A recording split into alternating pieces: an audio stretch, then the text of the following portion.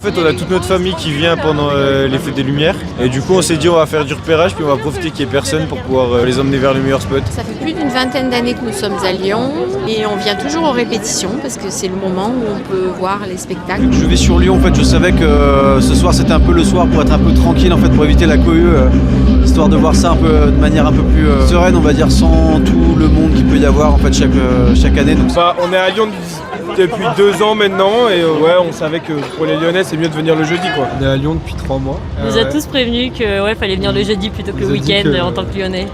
Les Lyonnais, des amis lyonnais qui vous ont prévenu. Ouais, ils ont dit faut pas y aller le week-end. Je suis pas très mindful non plus. Surtout que j'ai entendu que le week-end dernier sur la place Carnot déjà, le marché de Noël s'était blindé. Alors je me dis la fête des Lumières c'est invivable. Moi pour te dire, je rentre à Paris ce week-end voir ma famille. Et là de ce que vous avez vu, vous préférez lequel? J'ai bien aimé le Palais de Justice, c'était beau. Ouais, c'était super beau. Après, l'ambiance à Place des Terreaux, c'était marrant. Ils ont fait bouger des grosses saucisses sur les immeubles, c'était drôle. Pour l'instant, c'est là et Fourvière.